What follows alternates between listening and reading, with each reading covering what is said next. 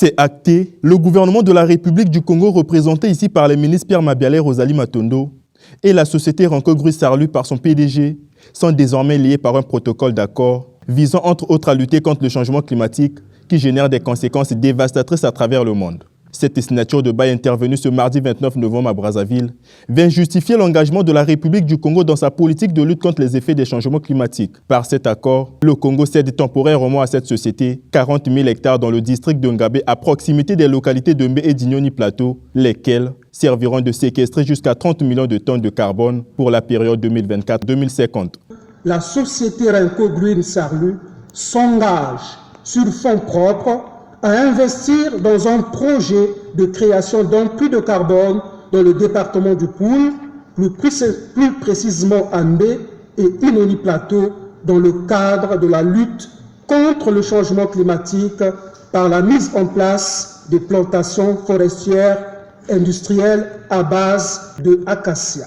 Le bail assigné a été consenti par le bailleur et accepté par le preneur pour une durée de 30 années consécutives et entières qui court à compter de la date d'entrée en vigueur du bail, et ce, pour respecter les cycles de maturité des arbres, peut-on lire dans le premier paragraphe de l'article 4. Lutter contre les changements climatiques, oui. Ce projet permettra également au Congo d'exécuter sa politique de bonne gouvernance forestière. La mise en œuvre de ce projet contribuera à impulser le développement de l'économie locale, notamment à travers la composante agroforestière dédiée aux populations locales. Jardin Carbone de Mbé présente aussi des objectifs environnementaux, économiques et financiers.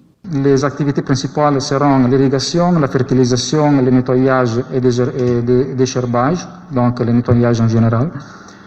La stratégie d'exécution, les activités de reboisement et régénération des îlots forestiers partiront du bloc Est, et les travaux vont démarrer à la fin de l'année 2023 et la conclusion des activités sont prévues sur le bloc Ouest et sont prévues dans l'année 2036. Présente en terre congolaise depuis 1998, la société Renko Grus-Sarlu, qui a déjà fait ses preuves dans les domaines du pétrole et de la construction, est cette fois-ci engagée à soutenir le Congo dans sa politique forestière.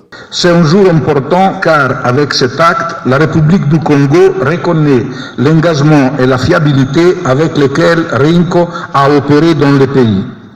Je crois que nous sommes arrivés à la situation d'aujourd'hui parce qu'au cours de ces 23 années de présence dans le pays, nous avons gagné votre confiance. Rosalie Matondo, ministre de l'économie forestière, a au cours de cette cérémonie mis en lumière les prouesses de son pays à travers le PRONAR, Programme national de la forestation et des reboisements lancé en 2011. Le Congo, notre beau pays, progresse inexorablement vers la diversification de son économie sur une base verte.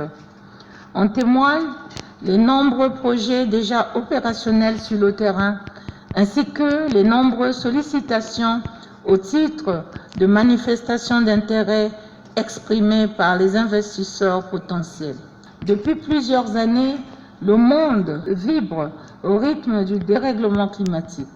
Les événements météorologiques extrêmes tels que les sécheresses, les inondations, l'élévation du niveau de la mer, les vagues de chaleur qui accompagnent ce fléau sont désormais le lot quotidien des habitants de notre planète, notamment en Afrique, réputé continent le plus vulnérable aux effets liés au changement climatique. Face à cette menace climatique, loin de céder au pessimisme ni à l'alarmisme, notre pays a pris de nombreuses initiatives, dont, entre autres, le lancement en 2011 du Programme national d'afforestation et de reboisement, en sigle PRONAR, et dans la même veine, son Excellence, Monsieur le Président de la République, chef de l'État, a pris récemment du haut de la tribune des Nations Unies à la COP 27 l'initiative de la décennie mondiale de l'afforestation, rappelée encore hier dans son message sur l'état de la nation en 2022 devant le Parlement réuni en Congrès.